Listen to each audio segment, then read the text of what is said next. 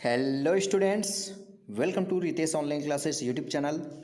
बच्चों, आप सभी का आज की इस वीडियो में एक बार फिर से बहुत बहुत स्वागत है। आज की इस वीडियो में हम यहाँ पे पढ़ने वाले हैं, यानी कि मैं आप लोगों को पढ़ाने वाला हूँ कक्षा 7 के आपके एनसीईआरटी की जो आपकी बुक है, एनसीईआरटी की जो आपकी किताब है कक्षा 7 की विज्ञान की, उसका अध्याय 4 जिसका नाम है उष्मा। उष्मा के बारे में पढ़ेंगे।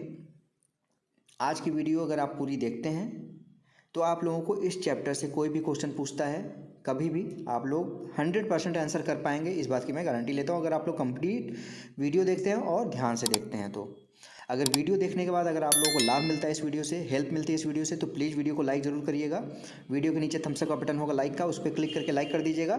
और अगर ऐसे ही वीडियो अगर आप लोगों को चाहिए एनसीईआरटी के क्लास 6 से लेके क्लास 12 तक की क्लासेस सभी विषयों की बिल्कुल फ्री में चाहिए, तो आप लोग Ritesh online classes YouTube channel से जुड़ सकते हैं। बिल्कुल फ्री है। नीचे बस वीडियो के नीचे सब्सक्राइब लिखा हुआ एक बटन हो रहा होगा, उस पर क्लिक करके सब्सक्राइब कर लीजिए और बेल आइकन दबा के रखिए, जिससे मैं आप लोगों की हेल्प के लिए कोई वीडियो बनाता हूँ तो उसके बारे में आपको बिल्कुल फ्री में पता चलता रहे। तो अब देर नहीं करते, चलिए स्टार्ट करते हैं आज की वीडियो। पढ़ते हैं चौथा अध्याय उष्मा। अध्याय 3 में आप जब पढ़ रहे थे उसमें आपने रेशों से वस्त्र वाला जो चैप्टर पढ़ा था, अगर नहीं पढ़ा है तो उसको मैं डिस्क्रिप्शन बॉक्स में लिंक दे दूँगा, वहाँ से आपको पढ़ सकते हैं। आप अगर नहीं पढ़े हैं तो पढ़ लीजिएगा। वहाँ पे पढ़ाया गया है कि गर्मियों में हम सूती वस्त्र पहनते हैं, ठंडियों में ऊन से बने वस्त्र पहनते हैं। तो ऐसा क्यों करते हैं, अलग अलग मौसमों में हम अलग अलग कपड़े क्यों पहनते हैं। तो अध्याय 3 में आप पढ़ चुके हैं कि ऊनी वस्त्र जानवर रेशों से बने होते हैं, यानी कि जंतुओं से जो हम ऊन प्राप्त करते हैं उसके रेशों से बनते हैं। आप यह भी पढ़ चुके हैं कि सूती वस्त्र जो होते हैं वो पादप रेशों से बनते हैं, यानी कि जो पौधों से, कपास के पौधे जैसे हो गए, उससे सूती वस्त्र बनाए जाते हैं। हम शीतकाल में ऊनी वस्त्र पहनते हैं जो हमें गर्म रखते हैं, और जब मौसम गर्म होता है तो हम हल्के रंग के कपड़े पहनते हैं, सूती वस्त्र, जो हमको क्या कहते हैं, ठंडक का अनुभव कराते हैं। आप यह जानते हैं कि जानने के लिए उत्सुक जरूर होंगे कि ऐसा क्यों करते हैं। आप लोग बच्चे हैं, आप लोगों को दिमाग में ये नहीं चलता कि यार हम कभी ठंडियों में क्यों हल्के रंग के कपड़े पहनते, गर्मियों में हम हल्के रंग के कपड़े क्यों पहनते हैं, सूती वस्त्र क्यों पहनते हैं, और ठंडियों में हम ऊनी वस्त्र क्यों पहनते हैं, मोटे कपड़े क्यों पहनते हैं। तो दिमाग में ये चलता है ना कभी कभी आपके कि अलग अलग हम ऋतुओं में, अलग अलग मौसम में हम अलग अलग तरीके के कपड़े क्यों पहनते हैं। शीतकाल में आप घर के अंदर ठंड का अनुभव करते हैं, यदि आप बाहर धूप में जाएं तो गर्मी का अनुभव करेंगे। ठंडी है, ठंडी का मौसम है, आप देखेंगे कि आप घर के अंदर हैं तो आपको ठंड लगती रहती है। आप सोचते हैं कि धूप में चले जाएं, धूप में जाएंगे तो आपको फिर हल्की हल्की गर्मी फील होने लगेगी। और गर्मियों में क्या होता है, आप घर के अंदर रहना चाहते हैं, घर के अंदर भी गर्मी का अनुभव करते हैं। हम यह कैसे जान पाते हैं कि कोई वस्तु गर्म है या ठंडी। हम कैसे पता लगाते हैं कि कोई वस्तु कितनी गर्म अथवा कितनी ठंडी है। इस अध्याय में हम इसी प्रकार के कुछ प्रश्नों का उत्तर जानने का प्रयास करेंगे। तो सबसे पहले देखिए, पढ़ते हैं गर्म या ठंडा, गर्म तथा ठंडा। अपने दैनिक जीवन में हम अनेक वस्तुओं के संपर्क में आते हैं, इनमें से कुछ गर्म हैं और कुछ ठंडी। चाय गर्म तथा बर्फ़ ठंडी होती है। साड़ी 4.1 में अभी मैं दिखाता हूँ आप लोगों को कि कुछ गर्म वस्तुएं रखी गई हैं और आपको कुछ ठंडी वस्तुओं के बारे में बताना है। इस सूची में कुछ और नाम जोड़ना है आपको। इन वस्तुओं को गर्म तथा या ठंडा के रूप में चिन्हित करिए कि कौन सा गर्म है कौन सा ठंडा। हम देखते हैं कि कुछ वस्तुएं ठंडी हैं जबकि कुछ गर्म हैं। आप यह भी जानते हैं कि कुछ वस्तुएं दूसरी, ऊपर यहाँ पे दिया है, दूसरी वस्तुओं की अपेक्षा अधिक गर्म होती हैं जबकि कुछ वस्तुएं दूसरे की अपेक्षा अधिक ठंडी होती हैं। हम कैसे ज्ञात करते हैं कि कुछ वस्तुएं दूसरी वस्तुओं की अपेक्षा गर्म होती हैं। प्रायः हम इनका पता वस्तुओं को स्पर्श करके लगाते हैं, यानी जब तक छुएंगे नहीं हम तब तक हम उसको नहीं जान पाएंगे कि कौन सी वस्तु गर्म है या ठंडी है। परंतु क्या हमारी स्पर्श इंद्रियां विश्वसनीय है, आइए ज्ञात करते हैं। अब यहाँ पे देखिए 4.1 में गर्म या ठंडा वस्तुएं रखी गई। जैसे आइसक्रीम है तो ये आपकी ठंडी वस्तु है। चाय के प्याले में रखी जो चम्मच होगी वो आपकी गुनगुनी और गर्म होगी। फलों का रस, ज़्यादातर फलों का रस ठंडा होता है। तलने के लिए उपयुक्त किए जाने वाले बर्तन की जो हत्थी होती है, जो पकड़ के आप बर्तन को उठाते हैं, हत्था उसका, वो आप सभी को पता है गर्म होगी। ठीक है, तो ये हो गया क्रियाकलाप 4.1 है। देखिए 3 पात्रों में पानी के ताप का अनुभव करिए। ए है, बी है और सी है। इसमें टेम्परेचर को आपको पता लगाना है कैसे, गर्म है ठंडा है, इसमें और इसमें। 3 पात्र अथवा बर्तन लीजिए, ए बी सी नामांकित कीजिए। ए बी सी उसको जैसे चिन्हित कर दीजिए। पात्र 1 में, ए में ठंडा पानी तथा पात्र बी में गर्म पानी लीजिए। कुछ ठंडा और कुछ गर्म पानी मिलाकर सी में डालिए। अब अपने बाएं हाथ में यहाँ पे देखेंगे हाथ को पात्र ए में डालेंगे तो आपको पता है कि वहाँ पे कौन सा पानी आपने डाला था, आपने पहले वाले ए में डाला था ठंडा पानी, तो आपको ठंडा फील होगा। बी में आपने गर्म डाला था तो आपका जो हाथ है बी वाले में डालेंगे तो उसमें गर्म फील होगा। दोनों हाथों को 2-3 मिनट तक पात्रों में डुबो कर रहने दीजिए, थोड़ी देर तक रहने दीजिए। अब गर्म इतना मत कर लीजिएगा आपका हाथ जल जाए, हल्का गर्म करिएगा। अब दोनों हाथों को एक साथ पात्र सी में डुबोइए। क्या दोनों हाथों को एक जैसा अनुभव होगा? सुनिश्चित कीजिए कि पानी इतना गर्म न हो कि आपका हाथ जल जाए, यही मैंने आपको बताया। बूझो कहता है मेरा बायां हाथ कहता है कि मग सी में पानी गर्म है। ठीक है, बायां हाथ जो आपने ठंडे पानी में डाला था वो अब गर्म नॉर्मल पानी में डालेंगे। जैसे सी में क्या किया था आपने, गर्म और ठंडा दोनों पानी डाला था तो वो तो नॉर्मल हो जाएगा। तो जब आपने ए वाला जो हाथ डाला था, बायां वाला हाथ, वो ए में डाला था तो ए हाथ जो था आपका वो क्या कहेगा, सी का पानी गर्म है, तथा दाहिना जो हाथ है उसी पानी को ठंडा बताएगा। आप गर्म से ठंडे में डालेंगे तो वो ठंडा फील होगा, ठंडे से गर्म में डालेंगे तो गर्म फील होगा। बूझो की उलझन का यह दर्शाती है कि यह निश्चित करने के लिए कि कोई वस्तु गर्म है या ठंडी, हम अपनी स्पर्श इंद्रियों पर विश्वास नहीं कर सकते हैं पूर्ण रूप से। ठीक है, यह हमें कभी भी धोखा दे सकती हैं। तब हम यह कैसे ज्ञात करते हैं कि कोई वस्तु वास्तव में कितनी गर्म है? वस्तु की उष्णता यानी कि गर्मी जो होती है, विश्वसनीय मापने के लिए हम ताप से की जाए यहाँ पे वो कितना ताप उत्पन्न कर रही है उससे हम करते हैं। ताप मापने के लिए उपयोग की जाने वाली युक्ति का नाम होता है तापमापी, यानी कि जिसको थर्मामीटर आप नाम से जानते होंगे। थर्मामीटर आप सभी ने देखा होगा। तापमापन क्या होता है इसको देख लेते हैं। कि आपने कोई तापमापी देखा है? आप कभी भी जाएंगे हॉस्पिटल में, कभी भी किसी के साथ जाएंगे तो वहाँ पे देखेंगे आपको थर्मामीटर देखने को मिल जाएगा। याद कीजिए कि जब कभी आपको या आपके परिवार में किसी को बुखार चढ़ जाता है तो टेम्परेचर यानी कि ताप को थर्मामीटर यानी कि तापमापी से मापा जाता है। जिस तापमापी से हम अपने शरीर के ताप को मापते हैं उसे डॉक्टर थर्मामीटर कहते हैं। किसी थर्मामीटर को अपने हाथ में पकड़िए, इसका ध्यानपूर्वक यहाँ पे परीक्षण कीजिए, उसको देखिए। यदि आपके पास थर्मामीटर नहीं है तो अपने मित्र के साथ सम्मिलित हो जाइए। डॉक्टरी थर्मामीटर चित्र 4.2 में ऊपर दिखाया गया, अभी दिखाता हूँ मैं आप लोगों को। यहाँ पे देखिए चित्र में दिखाया गया है यहाँ पे थर्मामीटर, यहाँ पे ठीक है 108 फ़ारेनहाइट तक यहाँ पे रहता है और ये डॉक्टरी थर्मामीटर है। डॉक्टरी थर्मामीटर एक लंबी, बारीक तथा एक समान व्यास की कांच की नली होती है। इसके एक सिरे पर एक बल्ब होता है। बल्ब में पारा भरा होता है। बल्ब के बाहर नली में पारे की एक पतली चमकीली धारी दिखाई दी जा सकती है। यहाँ पे देखेंगे तो ये पीले रंग की दिख रही है ना, वो पारे की पारा भरा हुआ है इसमें, ठीक है, जो ऊपर आपको दिख जाएगा यहाँ पे। यदि पारे की यह धारी आपको दिखाई न दे तो थर्मामीटर को थोड़ा सा घुमाइए जब तक कि आपको उसकी धारी दिखाई न देने लगे। थर्मामीटर आपको ताप मापने का एक मापक्रम यानी कि स्केल होगा, जो वो भी दिखेगा आपको। कैसे पता चलेगा कि थर्मामीटर कहाँ पे अभी है, थर्मामीटर में वो पारा कहाँ पे है? उपयोग किए जाने वाला यह मापक्रम सेल्सियस स्केल है, जिसे डिग्री सेल्सियस द्वारा दर्शाते हैं। अब बूझो की दूसरी समस्या आती है। बूझो दुविधा में है कि 4.2 में दर्शाए दो यहाँ पे मापक्रमों में से वह किसे पढ़े।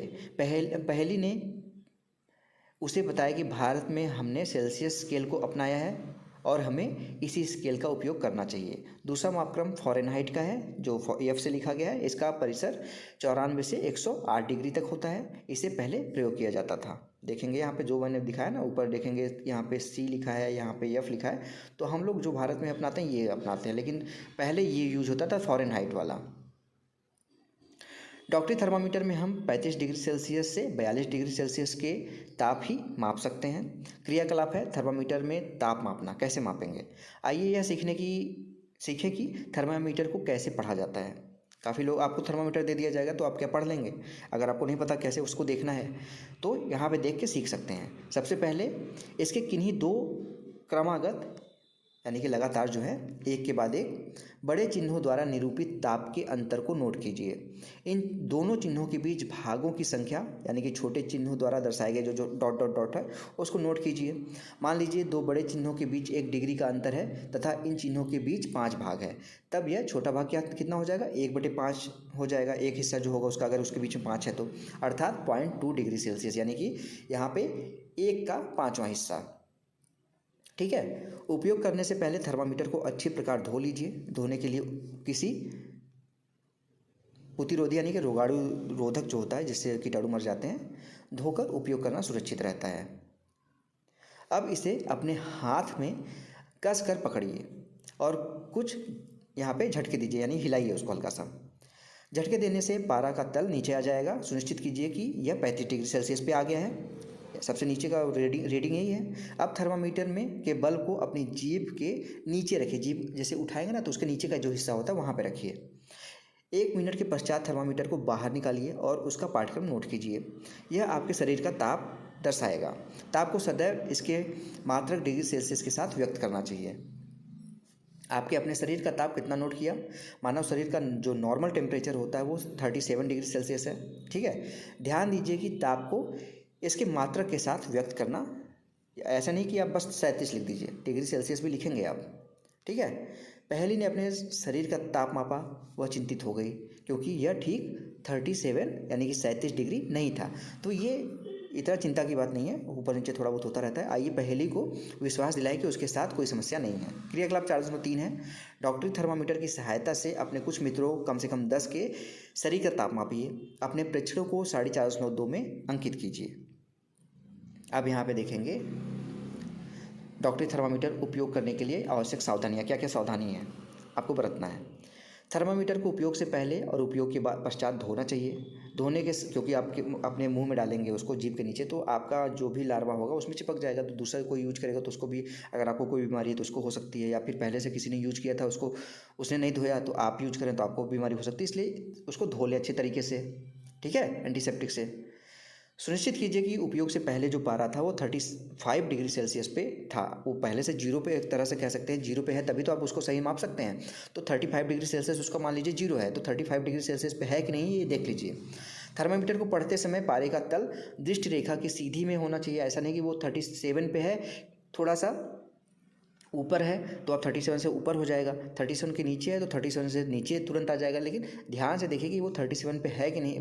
कहीं पे आप रीड कर रहे हैं तो वो उसके लाइन के बराबर है कि नहीं है। थर्मामीटर का सावधानीपूर्वक उपयोग कीजिए। किसी कठोर वस्तु से टकराने पर यह टूट जाता है। थर्मामीटर का उपयोग करते समय इसे बल्ब के यहाँ पे बल्ब से नहीं पकड़ना चाहिए। जो उसको रीडिंग जहाँ से हम नोट करते हैं उसको नहीं पकड़ना चाहिए। अब यहाँ पे देखिए 4.2 में कुछ नाम लिखिए बच्चों के, जिसका आप चेक करेंगे उसका टेम्परेचर कितना आया। क्या प्रत्येक विद्यार्थी के शरीर का ताप 37 डिग्री है? या आवश्यक नहीं कि प्रत्येक व्यक्ति का यहाँ पे सामान्य ताप 37 डिग्री सेल्सियस हो। यह कुछ अधिक अथवा कुछ कम हो सकता है। वास्तव में जिसे हम सामान्य ताप यानी कि नॉर्मल टेम्परेचर कहते हैं, वह स्वस्थ व्यक्तियों के लिए के विशाल समूह के शरीर का औसत है। हो सकता है किसी का 37 से थोड़ा सा ऊपर हो, किसी का 37 से नीचे हो, तो वो ज़रूरी नहीं कि वो स्वस्थ ना हो, थोड़ा बहुत ऊपर नीचे होता है। जो 37 बताया गया है वो सभी कई लोगों के समूह का औसत बताया गया है। बूझो के मस्तिष्क में एक नटखट विचार आया। वह डॉक्टरी थर्मामीटर में से गर्म दूध का ताप मापना चाहता था। पहेली ने उसको ऐसा करने से रोक दिया। अब देखिए चेतावनी क्या है। डॉक्टरी थर्मामीटर का उपयोग मानव शरीर का ताप मापने को छोड़कर किसी अन्य वस्तु का ताप मापने के लिए कभी मत कीजिए। ऐसा नहीं कि आप उससे दूध उबाल रहे हैं या पानी उबाल रहे हैं तो उसका टेम्परेचर नाप लेंगे। ठीक है, वो सिर्फ एक नॉर्मल टेम्परेचर के लिए है, 35 डिग्री सेल्सियस से 42 डिग्री सेल्सियस के लिए। ऐसा नहीं कि आप गर्म दूध है तो 100 डिग्री सेल्सियस के आसपास होगा, उसको मापेंगे तो कैसे बताएगा। ठीक है, थर्मामीटर को धूप तथा आग के पास रखने से बचाइए। ऐसा करने से यह टूट सकता है, चटक सकता है, कांच का होता है। डॉक्टरी थर्मामीटर को केवल मानव शरीर का ताप मापने के लिए डिजाइन किया गया है। मानव शरीर का ताप सामान्यतः 35 डिग्री सेल्सियस से 42 डिग्री सेल्सियस से अधिक नहीं होता। यही कारण है कि थर्मामीटर में जो रेंज दिया गया है, उसका परिसर दिया गया है, वो 35 डिग्री सेल्सियस से लेकर 42 डिग्री सेल्सियस दिया गया है। प्रयोगशाला तापमापी आपका है। अब एक तो हो गया डॉक्टरी, अब आपका जो आप लैब में यूज करते हैं थर्मामीटर, वो आपको बताया गया है। हम अन्य वस्तुओं के ताप कैसे मापते हैं, इसके लिए अन्य तापमापी काम में लाते हैं। ऐसा ही एक तापमापी प्रयोगशाला तापमापी है। आपके अध्यापक इस तापमापी को आपको दिखाएंगे। इसे ध्यान से देखिए तथा इससे मापे जा सकने वाले अधिकतम तथा न्यूनतम ताप को नोट कीजिए। प्रयोगशाला तापमापी का परिसर कितना होता है? 10 डिग्री सेल्सियस से 110 डिग्री सेल्सियस होता है। जैसे आपने डॉक्टरी थर्मामीटर में किया था, ठीक उसी प्रकार इस तापमापी के भी किसी छोटे छोटे भाग द्वारा दर्शाए जाने वाले ताप का तापमान ज्ञात कीजिए। तापमापी द्वारा दर्शाए गए ताप को ठीक ठीक पढ़ने के लिए आपको ताप के इस मान की यहाँ पे आवश्यकता होगी। विभिन्न प्रयोजनों के लिए विभिन्न प्रकार के तापमापी उपयोग किए जाते हैं। मौसम की रिपोर्ट में दिए गए अधिकतम और न्यूनतम तापों की जानकारी देने के लिए अधिकतम न्यूनतम तापमापी का उपयोग किया जाता है। अब यहाँ पे देखिए थर्मामीटर दिखाया गया है। आइए अब देखें कि इस तापमापी का उपयोग कैसे करते हैं। तापमापी दिख रहा है आपको, ये हाथ में बच्चा पकड़ा हुआ है। प्रयोगशाला तापमापी द्वारा जल का तापमान मापा जा रहा है। किसी बीकर अथवा मग में नल का थोड़ा सा जल लीजिए, नल का पानी लीजिए थोड़ा सा। तापमापी को जल में इस प्रकार डुबोइए कि इसका जो बल्ब हो वो जल में डूबा रहे, लेकिन वह बर्तन की तली अथवा दीवारों से टकराए नहीं, स्पर्श न हो। तापमापी को जल में ऊर्ध्वाधर यानी कि खड़ा एकदम रखते हुए इसमें पारे के तल की गति को देखिए, 4.5 जो फिगर दिखा रहा है उसमें। तब तक परीक्षण कीजिए जब तक कि नली में पारे का तल स्थिर ना हो। ऊपर नीचे करता रहे तो रुके रहिए जब तक स्थिर ना हो जाए, रुक न जाए। तापमापी का पाठ्यक्रम नोट कीजिए। यह इस समय जल का तापमान है, यानी कि उसका जल का टेम्परेचर कितना है। कक्षा में विभिन्न विद्यार्थियों द्वारा मापे गए जल के ताप की तुलना कीजिए। अलग अलग विद्यार्थी अलग अलग जल की यहाँ पे मापेंगे, उसकी तुलना कीजिए अपने वाले से कि उनका कितना आया, आपका कितना आया। क्या इन मापों में कुछ भिन्नताएं हैं, उनका और आपका 100% कुछ ना कुछ चेंज होगा ही। संभव कारणों पर चर्चा कीजिए कि क्या कारण हो सकता है कि उनका जल का टेम्परेचर अलग है, आपके जल का टेम्परेचर अलग है। प्रयोगशाला तापमापी का उपयोग करते समय डॉक्टरी थर्मामीटर का पाठ्यक्रम लेते समय बरती जाने वाली सभी सावधानियों के अतिरिक्त निम्नलिखित सावधानी और बरतनी है आपको। जो डॉक्टरी थर्मामीटर में आप सावधानी बरतते थे कि धो लें, रीडिंग सही चेक करके हम यूज करें, ठीक है, हल्का सा झटक लें उसको, वो सारी चीज़ें तो सावधानी बरतनी ही है। उसके साथ क्या बरतना है, और तापमापी को ऊर्ध्वाधर रखना चाहिए यानी कि खड़ा रखना चाहिए, तिरछा नहीं रखना चाहिए। तापमापी का बल्ब जो है चारों ओर से उस पदार्थ में डूबा रहना चाहिए, यानी कि चारों तरफ से उसके वो पदार्थ होना चाहिए जिसका वो तापमान माप रहा है।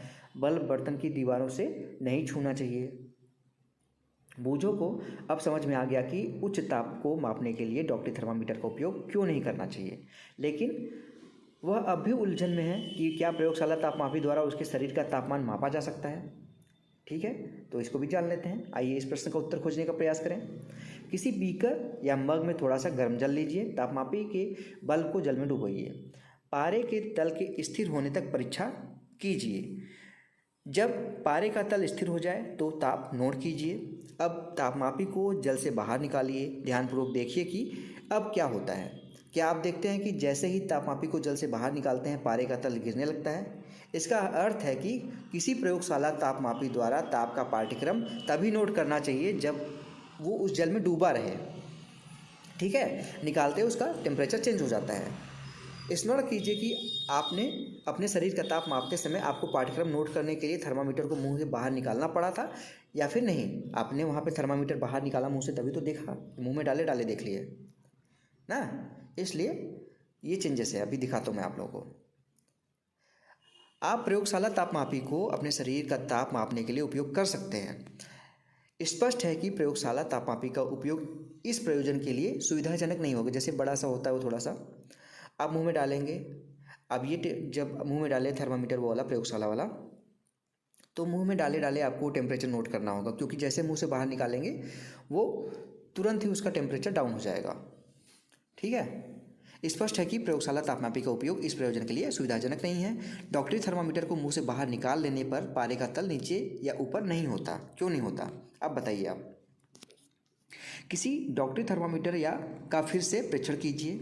क्या आप बल्ब के पास कोई विभंग यानी कि किंक, देखिए जैसे ये है आपका किंक है, ठीक है, देखते हैं विभंग का क्या लाभ होता है। यह पारे के तल को अपने आप नीचे गिरने नहीं देता, रोक के रखता है।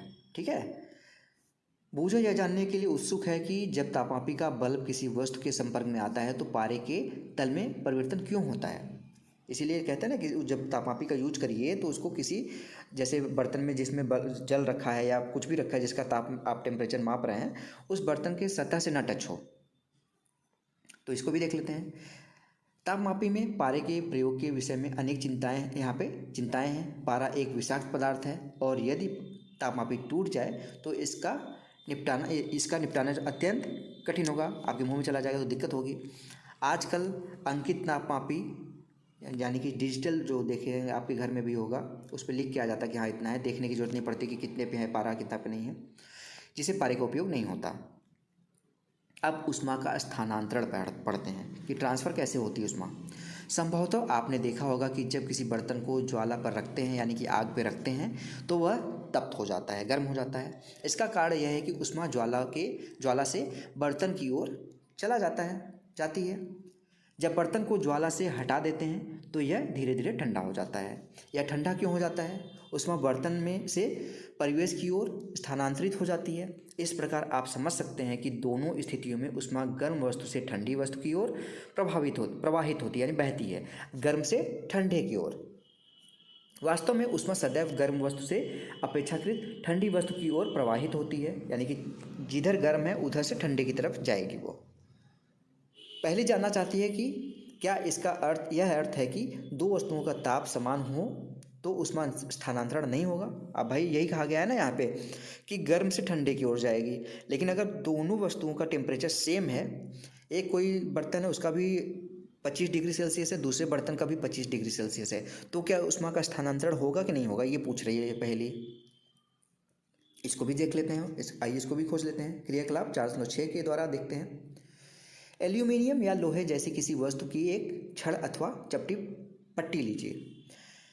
छड़ पर मोम के छोटे छोटे टुकड़े चिपकाइए। ये टुकड़े लगभग समान दूरियों पर होने चाहिए।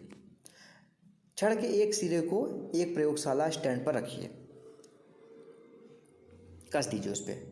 यदि आपको स्टैंड ना मिले तो आप छड़ के एक सिरे को ईंट के नीचे दबा सकते हैं आप।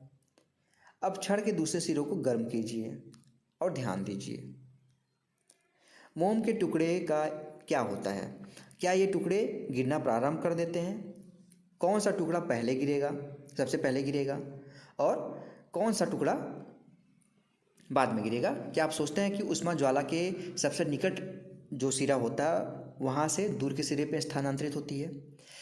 वह प्रक्रम जिसमें ऊष्मा किसी वस्तु के गर्म सिरे से ठंडे सिरे की ओर स्थानांतरित होती है उसको क्या कहते हैं? चालन कहते हैं। याद रखिएगा, चालन कहलाता है गर्म सिरे से ठंडे सिरे की ओर जब ऊष्मा प्रवाहित होती है। तो ठोसों में ऊष्मा प्रायः चालन के प्रक्रम द्वारा स्थानांतरित होती है, यानी कि जितने भी ठोस पदार्थ हैं, जैसे आपके बर्तन हो गए, कोई भी ठोस पदार्थ है, उसमें ऊष्मा हमेशा आपके चालन के द्वारा ही, यानी कि गर्म सिरे से ठंडे सिरे की तरफ प्रवाहित होगी। क्या सभी पदार्थों में ऊष्मा का चालन आसानी से हो जाता है? आपने अवश्य देखा होगा कि खाना पकाने के लिए उपयोग किए जाने वाले धातु के बर्तन में प्लास्टिक या लकड़ी के हत्थे लगे होते हैं जिसको आप पकड़ते हैं। जैसे कुकर हो गया, चाय की केतली हो गई, उसमें हमेशा कोई ना कोई प्लास्टिक का चीज़ लगा रहता है जिसको आप पकड़ सकें। क्या आप किसी तप्त बर्तन को हत्थी से पकड़कर बिना हाथ जलाए उठा सकते हैं? क्रियाकलाप 407 है। किसी छोटे बर्तन या बीकर में गर्म पानी लीजिए।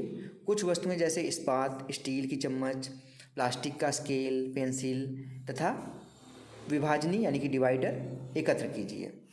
इन सभी वस्तुओं के एक सिरे को गर्म पानी में डुबोइए। कुछ देर प्रतीक्षा करने के पश्चात दूसरे सिरे को छूकर देखिए। अपने प्रेक्षणों को 3.5 में लिखिए। जैसे स्टील का चम्मच है, धातु है ये, तो क्या दूसरा सिरा गर्म हो जाएगा? बिल्कुल हो जाएगा। अब यहाँ पे क्या क्या दिया गया था? पेंसिल था, डिवाइडर था, प्लास्टिक था। आपको ये सारी चीज़ें प्रयोग करके देखना है। नहीं कर पाएंगे तो मैं क्वेश्चन आंसर वाली वीडियो में इस सबको इंक्लूड करा दूंगा। जो पदार्थ अपने से होकर ऊष्मा को आसानी से जाने देता है उन्हें ऊष्मा का चालन कहते हैं। आप सभी को पता है धातु सभी ऊष्मा का चालन करती हैं। इनके उदाहरण जैसे हैं एल्यूमिनियम, आयरन यानी कि लोहा, कॉपर। जो पदार्थ अपने से होकर ऊष्मा को आसानी से नहीं जाने देते उसे क्या कहते हैं? ऊष्मा का कुचालन कहते हैं, यानी कि वो अपने आप में ऊष्मा प्रवाहित नहीं होने देता। अब यहाँ पे देखिए, ये चीज़ें यहाँ पे रखी गई हैं गर्म पानी में। स्केल है आपका, पेंसिल है, चम्मच है, डिवाइडर है, ठीक है। जैसे प्लास्टिक या लकड़ी, कुचालनों को ऊष्मा रोधी भी कहा जाता है। जल तथा वायु ऊष्मा के कुचालक हैं, ठीक है। तब इन पदार्थों में ऊष्मा स्थानांतरण कैसे होता है, आइए पता लगाएं। क्रियाकलाप 408 देखिए। गोल पेंदे का एक फ्लास्क लीजिए, जो जार होता है शीशे का। यदि फ्लास्क उपलब्ध ना हो तो बीकर लिया जा सकता है।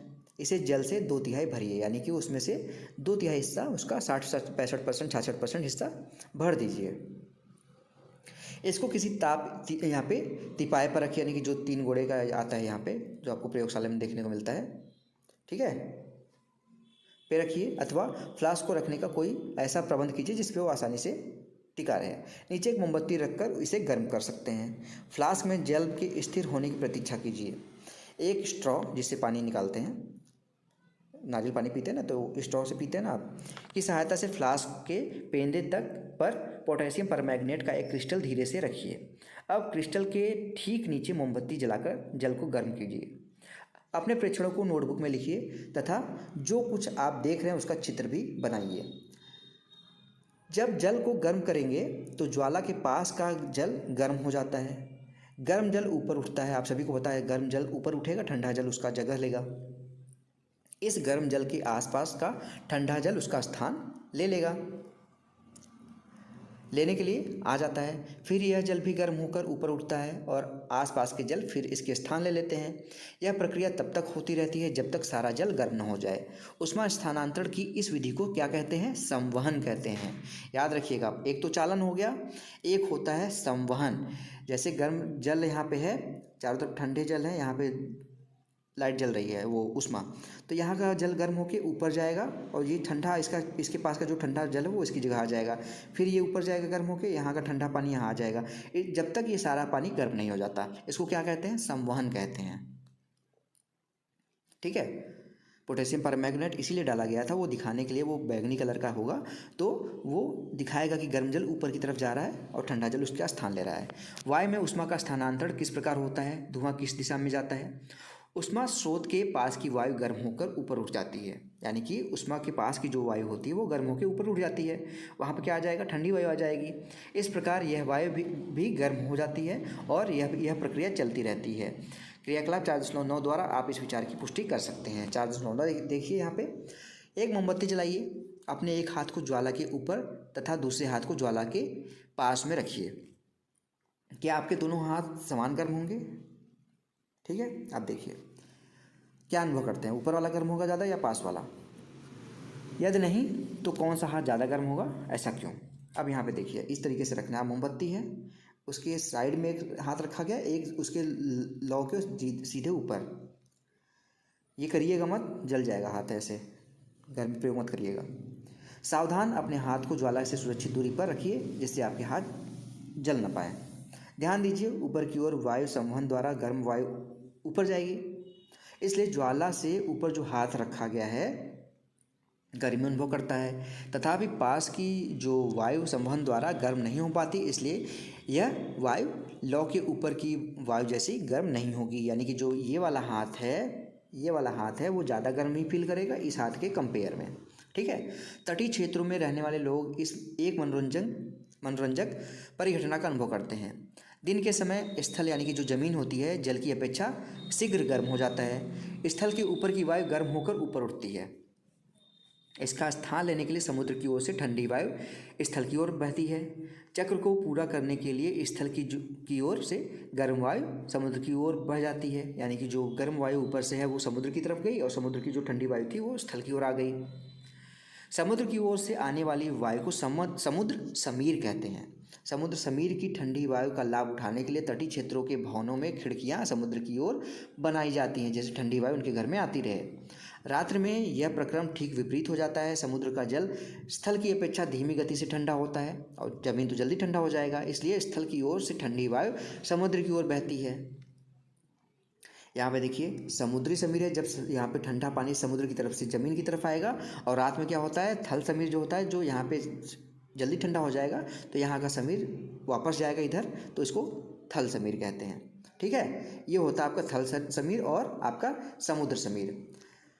तो ये यहाँ तक देख लीजिए, इसको क्या कहते हैं, जो रात में होता है थल की तरफ से समुद्र की तरफ जाता है, उसको थल समीर कहते हैं। इस परिघटना को दर्शाया गया है। जब हम धूप में खड़े होते हैं तो हम गर्माहट अनुभव करते हैं। सूर्य से हम तक उष्मा कैसे पहुंचती है? यह चालन अथवा संवहन द्वारा हम तक नहीं पहुंच सकती, क्योंकि इन दोनों प्रक्रमों में उष्मा स्थानांतरण के लिए माध्यम आवश्यक है। यानी कि माध्यम होगा तभी तो उष्मा स्थानांतरण होगी, एक स्थान से दूसरे स्थान जाएगी। अगर माध्यम ही नहीं होगा तो उष्मा स्थानांतरण कैसे होगी? जो सूर्य से उष्मा, तब आप बताइए कि सूर्य से उष्मा हमको कैसे मिलती है? गर्मी फील करते हैं ना, सूर्य के प्रकाश में जाते हैं तो वो कैसे मिलती है? ठीक है, चूँकि पृथ्वी तथा सूर्य के बीच के अधिकांश स्थान में कोई माध्यम जैसे वायु नहीं है, अतः सूर्य से हम तक ऊष्मा एक अन्य प्रक्रम के द्वारा आती है जिसको क्या कहते हैं, विकिरण कहते हैं। नाम सुने होंगे विकिरण का, इसके द्वारा सूर्य के प्रकाश से ऊष्मा हमारे पास आती है। विकिरण द्वारा ऊष्मा के स्थानांतरण में किसी माध्यम जैसे वायु अथवा जल की आवश्यकता नहीं होती। माध्यम विद्यमान हो या ना हो, यानी कि उसके बीच में कोई माध्यम है या नहीं है, इसका कोई फर्क नहीं पड़ता, विकिरण द्वारा ऊष्मा का स्थानांतरण हो सकता है। जब हम किसी तापक यानी कि हीटर के सामने बैठते हैं तो हमें इस प्रक्रम द्वारा ऊष्मा प्राप्त होती है। विकिरण द्वारा ज्वाला से हटाकर रखा कोई बर्तन, गर्म बर्तन ठंडा होते समय अपनी कुछ ऊष्मा को विकिरित, यहाँ पे विकिरण द्वारा ही परिवेश को स्थानांतरित कर देता है। हमारा शरीर विकिरण द्वारा ही परिवेश को ऊष्मा देता है तथा उससे ऊष्मा ग्रहण करता है। सभी गर्म पिंड विकिरणों के द्वारा रूप में ऊष्मा विकिरित करते हैं। जब ये ऊष्मा विकिरण किसी अन्य वस्तु से टकराते हैं तो इनका कुछ भाग परावर्तित हो जाता है, यानी कि वो रिटर्न हो जाता है, इधर उधर चला जाता है, कुछ भाग अवशोषित हो जाता है उस पिंड के द्वारा तथा कुछ भाग परागत हो सकता है। ऊष्मा के अवशोषण भाग के कारण वस्तु का तापमान बढ़ता है। जैसे पृथ्वी अवशोषित करती है सूर्य की ऊष्मा, तभी तो यहाँ पे पृथ्वी पे गर्मी होती है। ठीक है, धूप में बाहर जाते समय हम आपको छाते का उपयोग करने का परामर्श क्यों दिया जाता है? आप बाहर जा रहे हैं तो छाता लेके जाइए धूप में। लड़कियां अक्सर देखे होंगे छाता लेके धूप में निकलती हैं। सर्दियों तथा गर्मियों में हमारे पहनने के वस्त्रों के प्रकार, स्टार्टिंग जो किया था पॉइंट उसी को अब समझते हैं कि हम सर्दियों में ऊनी वस्त्र क्यों पहनते हैं, गर्मियों में सूती वस्त्र क्यों पहनते हैं, ये जान लेते हैं। आप जानते हैं कि गर्मियों में हम हल्के रंग के वस्त्रों को यहाँ पे वरीयता देते हैं तथा सर्दियों में हम गहरे रंग के कपड़े पहनना पसंद करते हैं। ऐसा क्यों होता है, आइए इसका पता लगाते हैं। अब यहाँ पे देखिए क्रियाकलाप है 4.10। टीन के इस एक जैसे 2 डिब्बे लीजिए, इनमें से एक के बाहरी जो पृष्ठ है उस पर काला पोत दीजिए। देखे होंगे गाँव में अभी जाएंगे तो कुछ जो गाँव की औरतें खाना बनाती हैं वो अपने बर्तनों में कुछ नीचे लेप लगा देती हैं ब्लैक कलर का, ठीक है, मिट्टी का ही लेप लगा देती हैं। इनमें से एक पे काला लगा दिया लेप, दूसरे के बाहरी पृष्ठ को सफ़ेद कर दीजिए। जैसे देखिए ये सफ़ेद किया गया है, काला किया गया है, पेंट कर सकते हैं। दोनों डिब्बों में बराबर मात्रा में जल भरिए तथा उसे दोपहर के समय लगभग 1 घंटे के लिए धूप में रख दीजिए। दोनों डिब्बे में भरे जल के ताप मापिए। अब थर्मामीटर से क्या आप दोनों के ताप में अंतर पाते हैं? किस डिब्बे में आपको तापमान ज़्यादा मिलेगा, गर्म मिलेगा?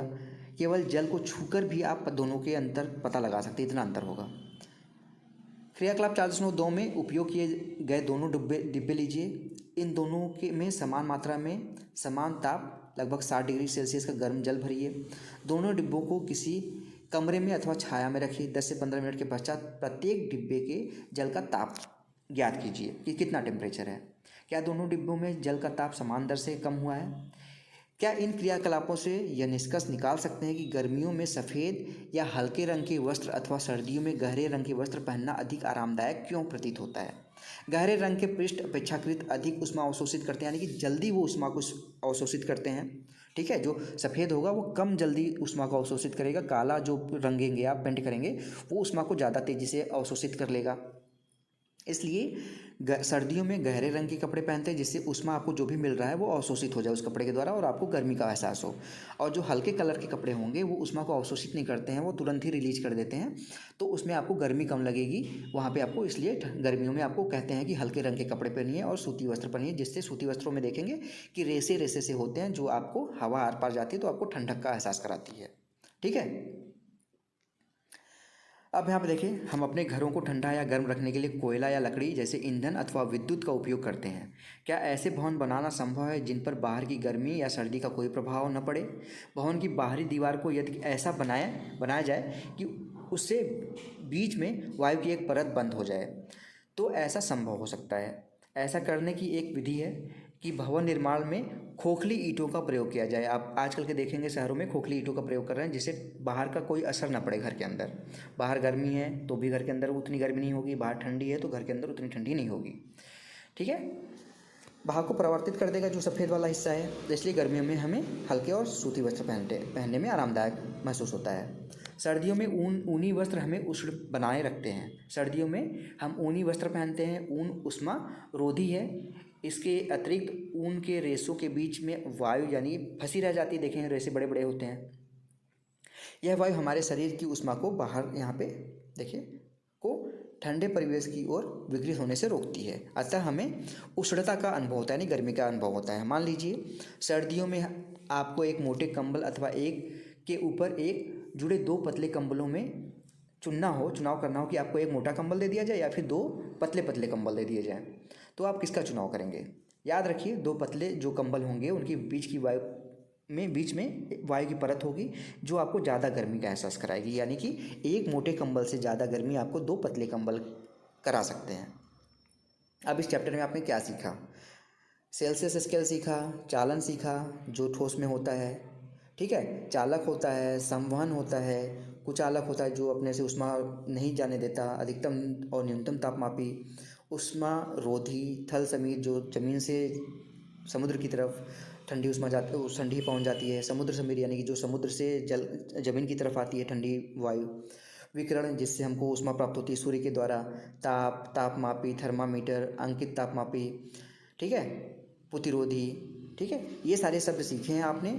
और अगर कुछ बचा रह गया है तो मैं क्वेश्चन आंसर वाले में सारी चीज़ें अभ्यास के क्वेश्चन करा दूंगा, चैप्टर के बीच में जो क्वेश्चन आए थे वो सारे करा दूंगा।